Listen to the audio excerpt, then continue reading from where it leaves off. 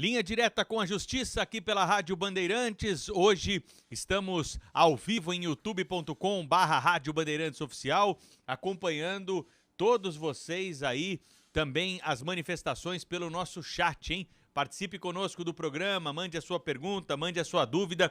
O nosso time de especialistas está aqui para responder às questões mais importantes encaminhadas pela nossa audiência. Estamos recebendo no programa de hoje um integrante do Linha Direta com a Justiça, o Dr. Roberto Livianu, promotor de justiça, procurador de justiça do Ministério Público de São Paulo, presidente do Instituto Não Aceito Corrupção. E tem um convidado para nós, da maior expressão, para nossa alegria, para nossa satisfação. Estamos recebendo também no programa de hoje o jurista Modesto Carvalhosa, professor Carvalhosa, que dispensa a apresentação dos nossos ouvintes, já participou diversas vezes da programação da Rádio Bandeirantes e tem uma nova obra aí à disposição de quem gosta do assunto Constituição, para quem gosta do assunto Regras Principais de um País. E ele está aqui justamente para conversar conosco sobre isso. Antes eu quero dar as boas-vindas ao Dr. Roberto Livianu, que já está aqui na nossa escuta, acompanhando conosco mais uma edição do Linha Direta com a Justiça. Tudo bem, Dr. Roberto? Bom dia, Pedro. Bom dia aos ouvintes, internautas que acompanham a Rádio Bandeirantes. Hoje é um Linha Direta com a Justiça muito especial, porque temos aqui um gigante chamado Modesto Carvalhosa. É um motivo de grande honra, de grande alegria ter o Modesto conosco, Modesto que também nos honra fazendo parte do Instituto Não Aceito Corrupção e nos enriquece muito com a sua colaboração. Obrigado pela presença, Modesto. É motivo de realmente alegria e honra ter você aqui. Um abraço. Professor Modesto, vamos começar falando então sobre uma nova Constituição para o Brasil, né? De um país de privilégios para uma nação de oportunidades, né? Queria que o senhor contasse para a gente como é que foi a experiência de reunir essas ideias e elaborar essa obra, né? Que tanta substância tem para a discussão fundamental que é a regra geral de um país do Estado Democrático de Direito, doutor Modesto. Pedro, eu fico muito contente de participar do programa, que é um programa muito prestigiado por todos os operadores do direito, todas as pessoas que se interessam pela política e pela luta anticorrupção no Brasil, e eu fico muito honrado de participar desse programa. E quero lhe dizer o seguinte, nós estamos cada vez mais no Brasil atropelados pelos fatos. Então, a imprensa, as redes sociais ficam comentando dia a dia os absurdos, as barbaridades que estão sendo praticadas pelos poderes em geral, o Executivo, o Supremo, e o Legislativo, e a Procuradoria-Geral da República, e ficamos, então, nesse vai e vem do diário de uma barbaridade que faz com que esqueçamos a barbaridade do dia anterior, que é o que realmente aqueles que sabotam a democracia no Brasil e querem o fim da democracia no Brasil, aceitam muito de bom grado, porque como os escândalos são diários, o escândalo da véspera é esquecido logo.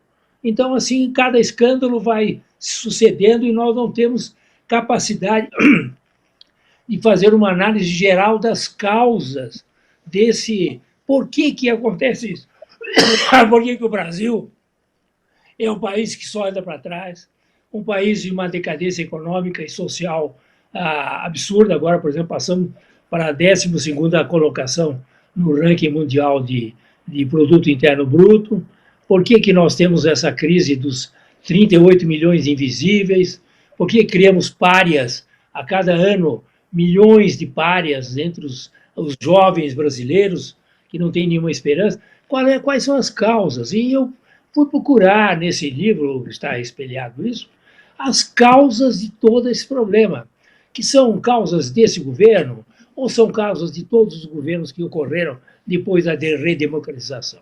E cheguei à conclusão que os políticos que formam essa oligarquia terrível que domina o Brasil, o tal do Centrão, domina o Brasil desde a redemocratização, infalivelmente, em qualquer governo de direita, de esquerda, de centro, o que for, como é que essa oligarquia política atrasada corrupta, absolutamente incapaz de olhar além dos seus próprios interesses, como é que ela se mantém? Como é que ela se, apesar de tudo, e apesar de não ter nenhum contato com o povo brasileiro, que está completamente separado do povo brasileiro, como é que essa oligarquia manda no país há 30 e tantos anos?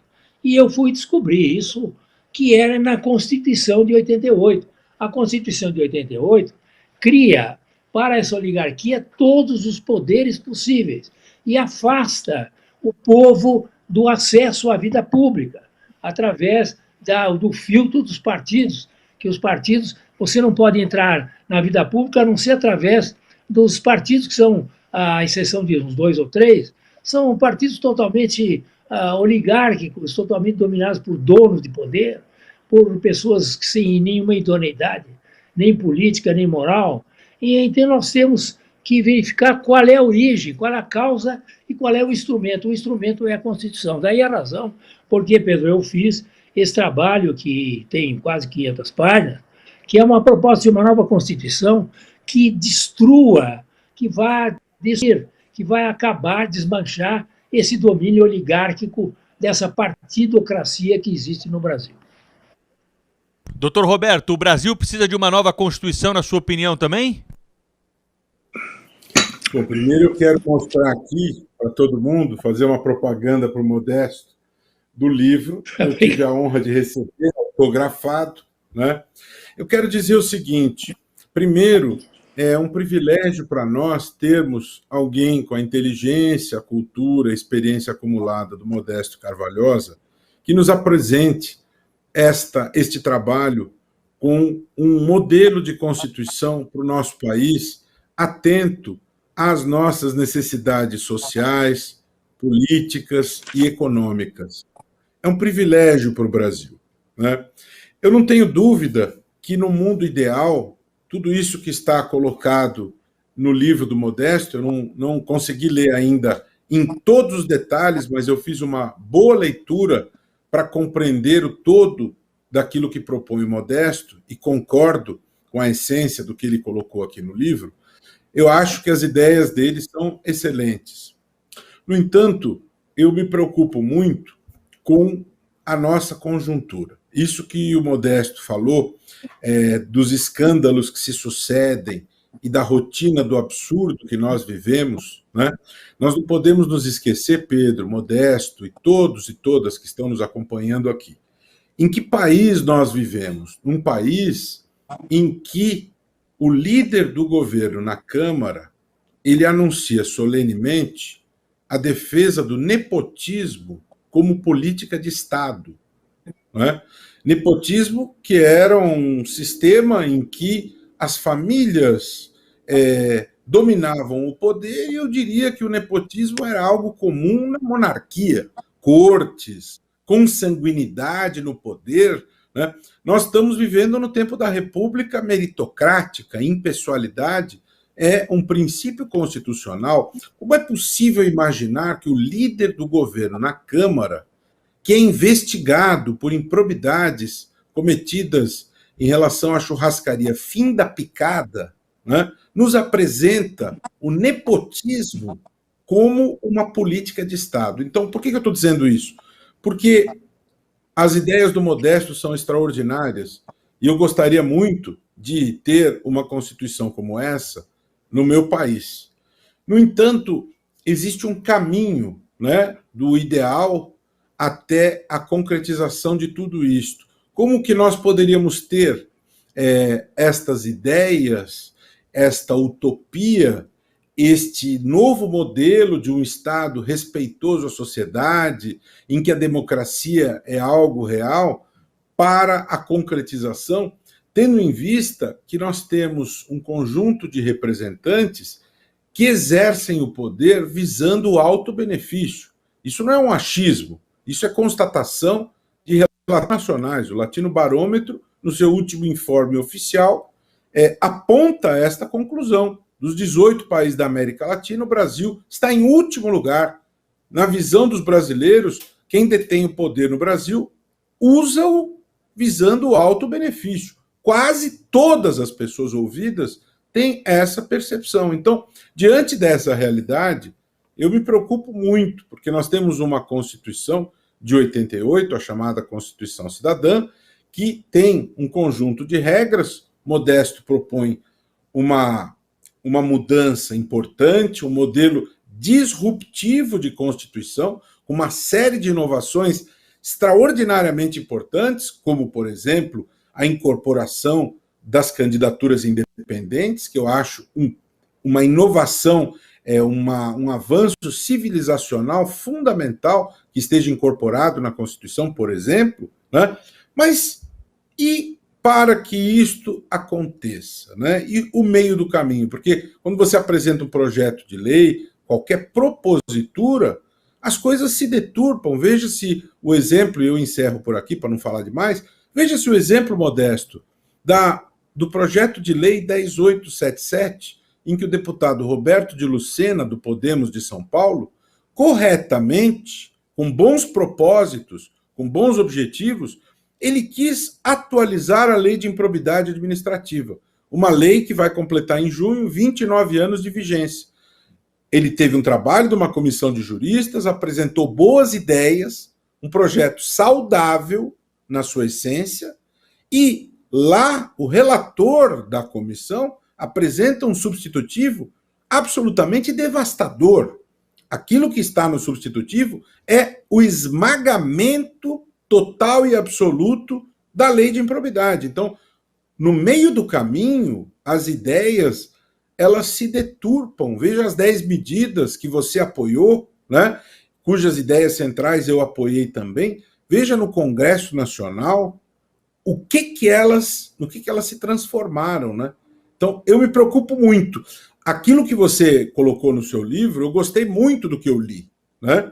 Mas a minha preocupação, Modesto, com toda a sinceridade, vivendo num país como o Brasil e com estes representantes, como fazer com que isto que você pôs no seu livro é extraordinário, isso se transforme em realidade, né? Como que a gente evita o risco de haver o amesquinhamento dos direitos, o enfraquecimento das instituições, como eu vejo hoje um governo federal que captura, que enfraquece diariamente as instituições. Essa é a minha preocupação. Estamos recebendo hoje no Linha Direta com a Justiça o jurista Modesto Carvalhosa, que está tratando com a gente aqui de ideias, questões que foram abordadas em sua obra a respeito de mudanças constitucionais importantes para o desenvolvimento do Brasil. O doutor Roberto Livianu, né, sempre me passa aqui uma relação de assuntos dos seus convidados para a gente tratar, e um ponto importantíssimo a ser tratado com o senhor nessa conversa, né, destacado pelo doutor Roberto, é a questão dos mecanismos de combate à corrupção. O que precisa ser alterado, como nós precisamos tratar esse assunto na Constituição Federal do Brasil, doutor Modesto? Bom, Pedro, eu quero primeiro responder ao Roberto e agradecer as palavras dele, que são, muito, para mim, muito gratificantes, e dizer o seguinte, que ele tem toda a razão, que se nós formos depender do Congresso Nacional para fazer uma nova Constituição, nós estamos perdidos. Porque esse Congresso Nacional é feito de uma oligarquia de pessoas que não têm idoneidade nem moral, nem intelectual, são geralmente pessoas de baixíssima qualificação intelectual, não têm idoneidade política, não têm ligação com o povo, como eu falei, não representa o povo. Portanto, entregar um projeto de Constituição a um Congresso como nós temos hoje é entregar realmente as vítimas às feras, de jeito nenhum. Então, eu acho que a maneira de se fazer uma nova Constituição é o que se tem experimentado desde os anos 50 na Europa e que, inclusive, se tem tentado fazer e tem se conseguido até nesses anos agora do século XXI, que é fazer uma comissão de não políticos, não pode ser político, uma pequena comissão de umas 20 pessoas, de não políticos, que não tem nenhuma ligação com política, para estudar um projeto, e aí está uma minuta de projeto nesse meu estudo, para que seja levado ao plebiscito. Na Europa, onde se discute sempre questão constitucional, é o plebiscito que resolve. Então, uma constituinte independente, autônoma, que possa realmente levar a uma decisão por plebiscito, como ocorreu na França, ocorre na Itália, ocorre em todos os países da Europa, da União Europeia, em que o plebiscito é que o povo diretamente que resolve se quer ou não uma nova Constituição, conforme a comissão apartada e autônoma. Não concordo com o Roberto Levianu completamente, que não tem nada a ver de botar o Congresso nisso, que o Congresso deturpa absolutamente qualquer medida que se vá lá. Eles fazem, agora, por exemplo, não querem mais que a Lei de Segurança Nacional prevaleça, então eles já propuseram uma PEC aí para os deputados, senadores, não terem nenhuma total imunidade, não poderem ser presos por nada, nem por homicídio matando a própria mãe não pode ser preso, nem processado. Então, tudo é deturpado nesse Congresso oligárquico que nós temos, tudo, absolutamente tudo. Pode-se dizer que o Congresso tem lá no Senado 20 senadores íntegros e decentes, e o Congresso tem lá quase 100 deputados também íntegros e decentes, mas eles não mandam nada, eles não resolvem nada, não participam nem das comissões. Portanto, é importante imaginar que uma nova Constituição tem que ser estudada com base, por exemplo, pode ser nesse estudo que eu fiz, por um comitê independente e plebiscito. Essa é a ideia. Quanto à questão da legislação anticorrupção, nós tivemos, a partir de 2018, a partir de 2017 já, aquilo que se chama a constitucionalização da impunidade e a legalização do crime de corrupção. Foram feitas várias leis a partir de 2017 que garantem aos corruptos no Brasil e que não terão mais as leis que tinham antes para puni-los. Além da desmontagem da Operação Lava Jato, não é só isso o mais importante. O mais importante é que a legislação que punia o crime de corrupção está sendo completamente dissolvida. Além do que o Supremo Tribunal Federal tem conestado e tem levado avante também o seu papel no desmonte de qualquer punição para os corruptos no Brasil. Então, essa é a realidade. O Roberto já citou aí a lei das 10 medidas, a questão da lei da improbidade, etc. Só fazer um comentário, Pedro. Claro. Eu acho muito interessante a ideia do Modesto, usando precedentes europeus, mas do jeito que as coisas caminham aqui no Brasil, Modesto, quando essa comissão de juristas fosse montada, né, levando em conta o que vem ocorrendo nos últimos tempos, dá para a gente ter uma noção de que tipo de jurista seria convidado para compor esta comissão. Basta nós vermos o nome do último dos nomeados para o Supremo Tribunal Federal, né? Um ministro que foi juiz do Tribunal Regional Federal, tinha dezenas de reclamações sobre o seu trabalho, né? Que foi apontado com problemas de plágio na dissertação de mestrado e tese de doutorado, que no seu currículo incluiu títulos de cursos, alguns deles que não foram encontrados e tudo mais, ou seja, uma situação muito complicada diante dos requisitos constitucionais da reputação ilibada, do notório saber. Então, a ideia que você coloca, acho excelente do ponto de vista conceitual, mas num país em que tudo se politiza, em que os julgamentos do Supremo Tribunal Federal, eles, infelizmente, muitas vezes, trabalham pouco com a interpretação da lei e muito com a lógica política, eu tenho muita preocupação com o tipo de pessoa que poderia ser convidada para integrar este grupo.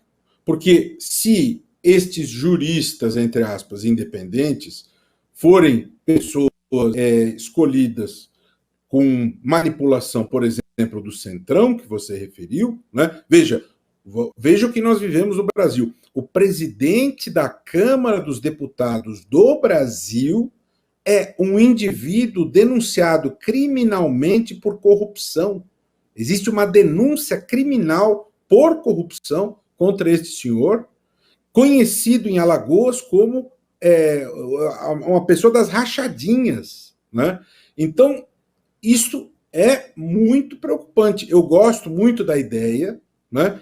Desde que a gente tivesse uma realidade que torne isso possível. Você, Pedro, perguntou sobre combate à corrupção.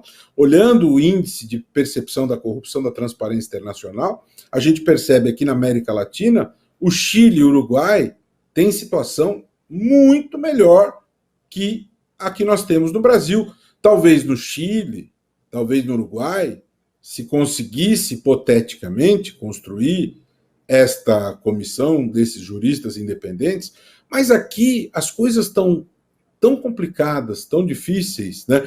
Eu sou um otimista, Modesto, sempre fui, né? E eu gostei muito das tuas ideias, nós estamos aqui dialogando, eu acho que o diálogo sempre constrói, né?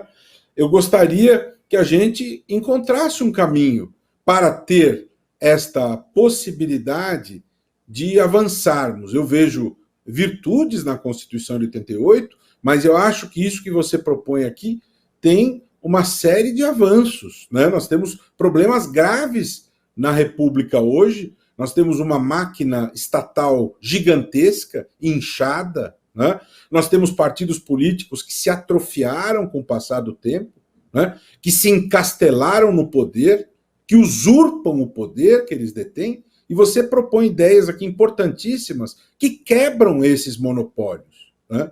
E eu acho que nós vamos caminhar. A concentração de poder, ela é nefasta, porque ela cria um ambiente propício para a corrupção.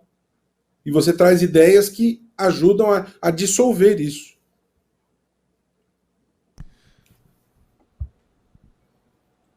Diga lá, Pedro.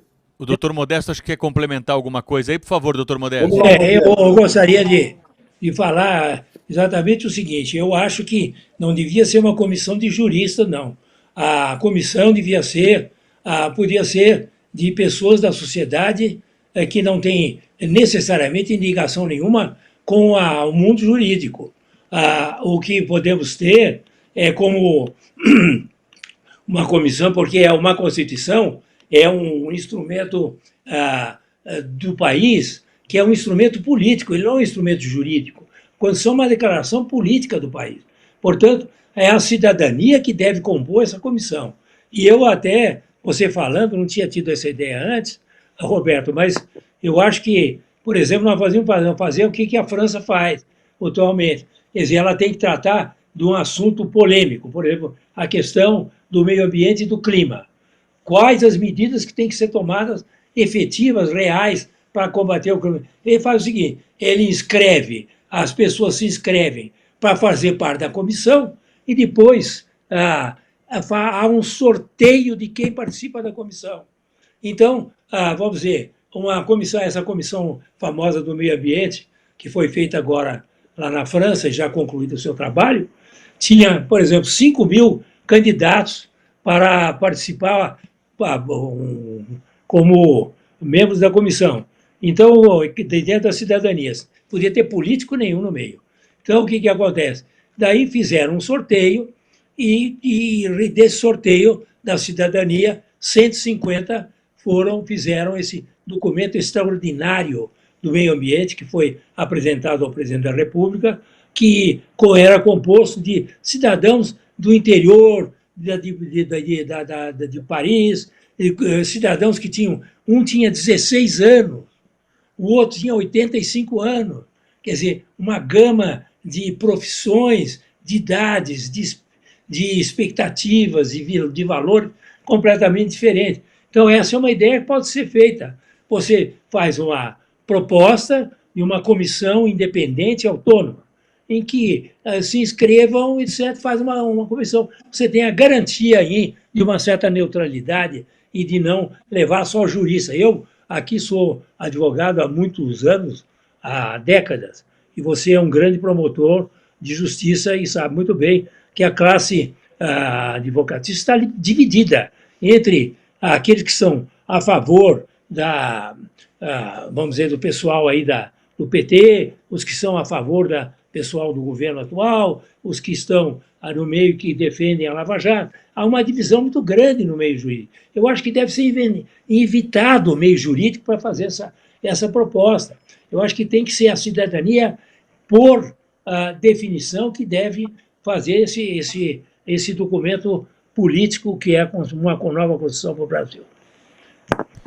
Bom, pela política que nós vamos alcançar, né, doutor Modesto, doutor Livianu, né, um novo patamar aí de sociedade, e claro que a Constituição Federal traz parâmetros, né, para a escolha dos nossos representantes.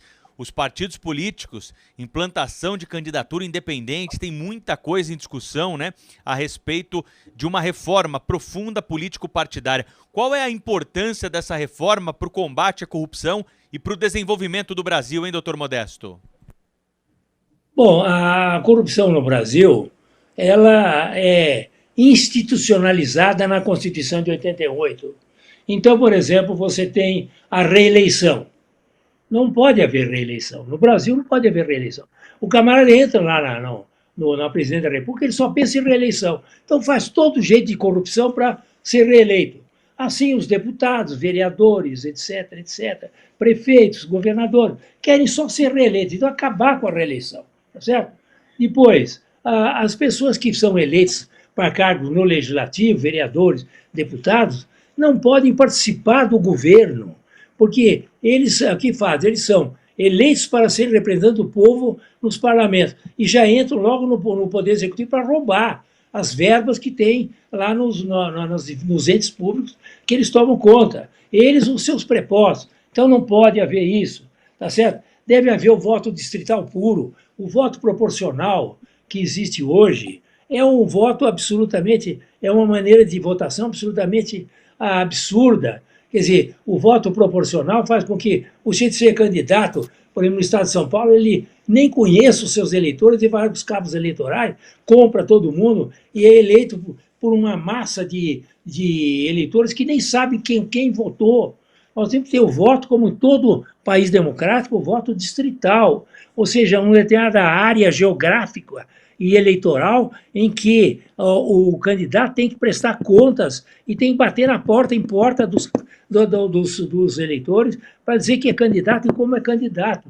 E cada distrito tem um representante eleito, como na Inglaterra, como nos Estados Unidos, como na França, como em todos os lugares que tem a democracia desenvolvida, é voto distrital. Não podemos ter isso. E a questão da corrupção, Pedro, que você está falando, é impossível você acabar com a corrupção no Brasil quando você tem o fundo partidário, que é um escândalo. Eu não quero trabalhar, o que eu faço? Eu crio um partido e ganho 500 mil reais por mês, boto no meu bolso. É o fundo partidário. Bilhões que são gastos no fundo partidário. Acabar com esse sórdido, infame fundo eleitoral. Como é que o sujeito vai lá e diz, agora eu sou candidato aqui, tenho 2 bilhões e 800 milhões entre a eleição do ano passado e a eleição desse ano de 2018 e agora 2020, 2 bilhões e 800 milhões no bolso dos candidatos, dos partidos políticos, antes da eleição. O fundo partidário, ou fundo eleitoral, só poderia existir num valor mínimo, no mínimo 5% do que é o valor aqui, como se faz na Europa, depois da prestação de contas dos gastos. Aqui não. Vai ter eleição, manda dinheiro, manda bilhões aqui para o PMDB, PSDB, PT, seu PSL, sei lá o quê. Eu boto no meu bolso, sou presidente, entendeu? E torro esse dinheiro em corrupção pura, tá certo? Pura corrupção. Eliminação, portanto, das emendas parlamentares, que é o maior escândalo, Pedro, Roberto, dessas emendas parlamentares, agora vão aumentar 18 bilhões de emendas parlamentares para esses camaradas distribuírem nos seus distritos, distribui para o seu bolso antes de distribuir para o distrito, faz parceria lá, rachadinha com o prefeito, com os vereadores, com os governadores, e torram esse dinheiro, que é um dinheiro esse que poderia... Esse dinheiro, são 48 milhões que saíram, bilhões que saíram ontem no jornal, daria muito bem para cobrir o fundo humanitário que está se propondo aí, dessa miserável 250 mil reais por mês, que dá menos de $1 por dia para as pessoas que estão desvalidas e em situação de miséria. Portanto, é isso, acabar com esse fundo, com essa participação de emendas parlamentares no orçamento, o fim a questão do seguro de obra, performance bônus para acabar com a mamata dos empreiteiros também, que há décadas corrompem os governos, tá certo? Assim vai. Eu tenho muita coisa para fazer, eu não vou falar todas as coisas aqui, e o tempo está passando. Pedro, eu volto aí para você. Doutor Roberto Liviano, por favor, suas considerações aí sobre essa reforma político-partidária. O ouvinte da Rádio Bandeirantes está acostumado a te ouvir sobre isso, mas depois das ponderações do doutor Modesto, seria importante ouvi-lo também, doutor Liviano. A gente não corre o risco de se tornar repetitivo aqui, porque o Brasil ele reabastece o nosso arsenal todos os dias. Você veja, outro dia o STJ julgou um recurso interposto pelo senador Flávio Bolsonaro, em que ele pedia que todas as provas vastas que foram reunidas contra ele, no caso da rachadinha do Rio de Janeiro, fossem todas anuladas. Aquelas provas que falavam de lavagem de dinheiro naquela loja, naquela chocolateria, em que em épocas de Páscoa não aumentava a venda de chocolate, na época do Natal não aumentava a venda de panetone, era a única loja do Brasil que tinha esses movimentos atípicos, né? E aí o STJ, por 4-1, anulou aquelas provas sob o fundamento de que a decisão do juiz que determinou as quebras de sigilo, ela tinha apenas 5 linhas, né? Ou seja, você não pode determinar esse sigilo em decisões de 5 linhas, né? E é interessante que logo depois que isso acontece, nacionalmente já se tomou conhecimento que o mesmo senador adquiriu uma mansão de 6 milhões de reais, né? 1.100 metros quadrados em Brasília, né? Então, no Brasil das rachadinhas, Pedro, a gente não corre risco de ficar repetitivo, porque há um reabastecimento fático permanente, né? Então, estas reformas todas, elas precisam acontecer para que justamente nós encontremos maneiras de evitar tudo isso. Isso que o Modesto falou, concordo com ele, e quero acrescentar o seguinte: o Modesto falou que o voto distrital é antigo. Na Inglaterra existe o voto distrital desde 1200. São 800 anos de voto distrital. Será que o voto distrital é ruim?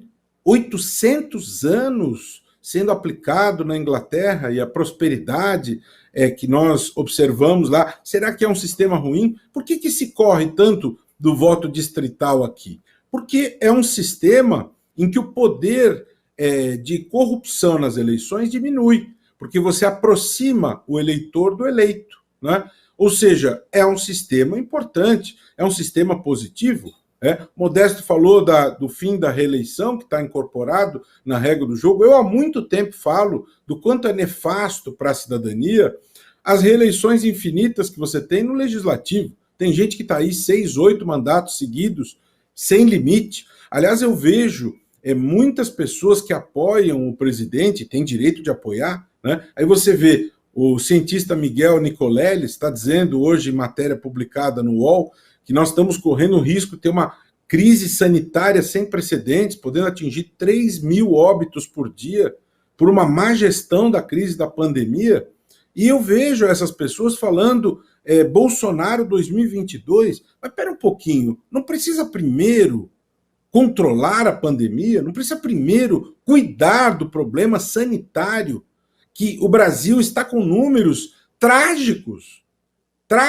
Essas variantes do vírus que estão acontecendo aqui, nós não temos vacinas, não temos agulha, não temos seringa, não temos gestão. Lá em Manaus, os fatos divulgados apontam que o ministro da Saúde, o presidente, sabiam que haveria colapso lá, que faltaria oxigênio, e infelizmente não tomaram providência e várias pessoas morreram sem oxigênio. Será que isso não é mais relevante do que pensar em Bolsonaro 2022?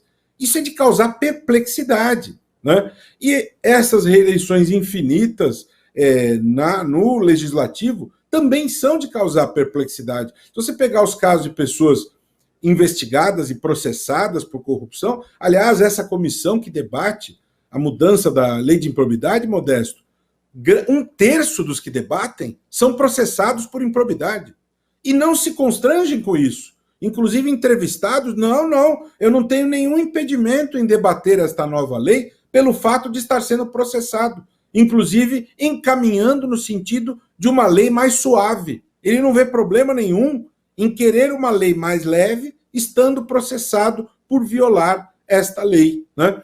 As candidaturas independentes, Pedro, elas são absolutamente essenciais. 90% dos países democráticos ocidentais permitem candidaturas independentes. É uma vergonha que nós estejamos junto com os 10% que não permitem. Aliás, na verdade, o Brasil assinou o Pacto de San José e, por força dessa adesão, que foi incorporada ao nosso ordenamento jurídico, na verdade, juridicamente, a candidatura independente ela tem base para isso. Só que ao lado dessa incorporação, existe uma regra na Constituição que exige a filiação partidária. E os partidos se apegam nisso, como bem colocou o Modesto.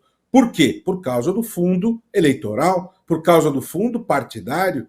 Teses de doutorado, dissertações de mestrado, estão apontando com todas as letras, números, vírgulas e entonações possíveis. Não existem mais no Brasil partidos políticos de verdade. Até porque não existem 33 ideologias. Cria-se um partido com um único propósito: abocanhar a fatia do fundo eleitoral, do fundo partidário. Não há coerência. Inclusive, grande número de partidos abandona o uso da palavra partido no próprio nome do partido, né? Rede, o MDB eliminou partido, Podemos, Solidariedade, Cidadania, Republicanos, DEM, eles estão não deixando de usar o nome partido. Por quê? Porque partido político perdeu credibilidade. Porque partido político não tem compromisso com transparência, com lealdade, com respeito às regras de gênero para a mulher ter espaço na cena política.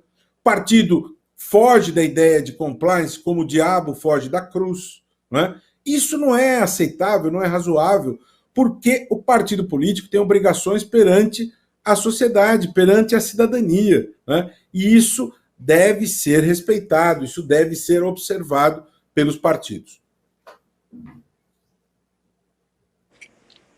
Doutor Modesto Carvalhosa, doutor Roberto Livianu estão hoje aqui no Linha Direta com a Justiça. Foro privilegiado, doutor Modesto, esse é um tema também recorrente aqui no programa e claro que não pode faltar nessa nossa conversa quando a gente fala de fim de privilégios, de uma Constituição, né?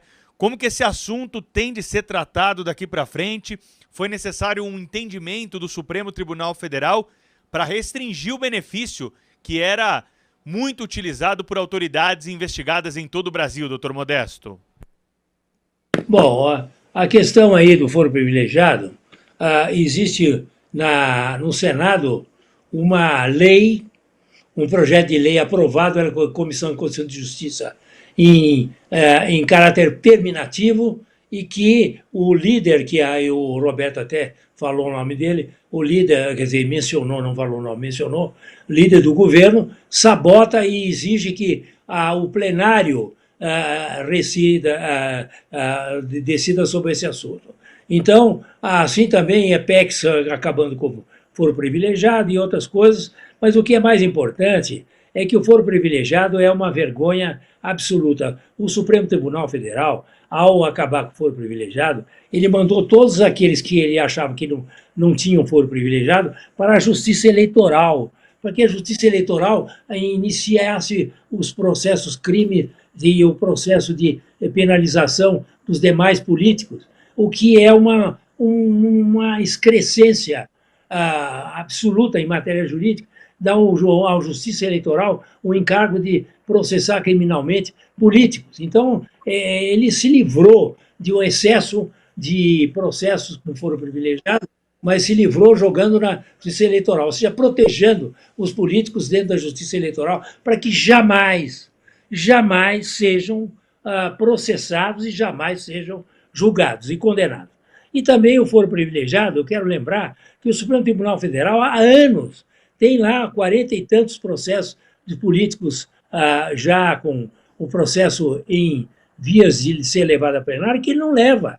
O Supremo Tribunal Federal está esperando a prescrição dos crimes dos políticos. Ele não leva, o Supremo Tribunal Federal só faz uma coisa, é uma fábrica de habeas corpus.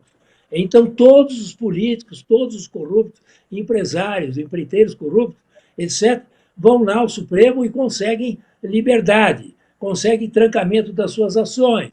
E assim vai, quer dizer, os traficantes, chefes de tráfico de drogas.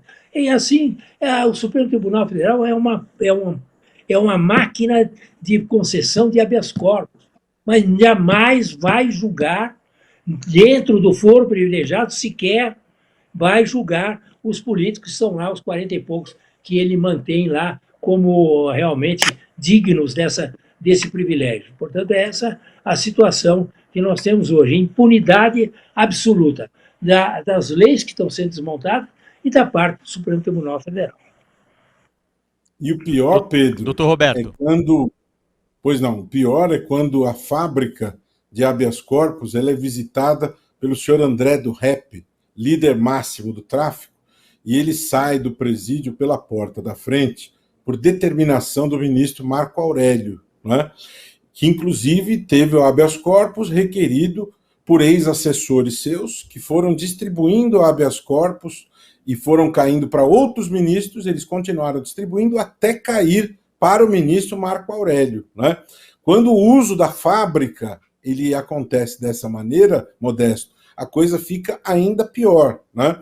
Mas entrando no tema do foro privilegiado, além do que o Modesto já apontou com propriedade, eu quero dizer que é uma verdadeira negação total e absoluta do princípio da isonomia constitucional. Se todos são iguais à lei, não se justifica haver uma casta, haver um grupo de pessoas que têm sangue azul que têm direito a um tratamento VIP, né? Inclusive, membros do Ministério Público têm direito ao foro privilegiado, e eu quero dizer mais uma vez que eu sou do Ministério Público e eu sou contra foro privilegiado para membros do Ministério Público. Não tem que ter, nem para Ministério Público, nem para magistratura, nem para ninguém. Nós temos que enterrar esse tipo de coisa, subir um degrau civilizacional, como é o da candidatura independente, também é a extinção do foro privilegiado. Não se justifica. Ele sacrifica o funcionamento da justiça, você onera a Suprema Corte com a análise desses casos. A razão de ser da Suprema Corte é ser a guardiã da cidadania e não ficar cuidando desses casos, colhendo prova nesses casos. Você suprime o duplo grau de jurisdição, ou seja, você tem N razões para eliminar o foro privilegiado. A PEC do senador Álvaro Dias foi aprovada no Senado, por unanimidade, está na Câmara há anos, dormitou na gaveta do ex-presidente Rodrigo Maia, e agora temos aí o presidente Arthur Lira, né, que acaba de ser derrotado com a sua PEC da impunidade, que ele queria aprovar com rolo compressor e não conseguiu o quórum, né?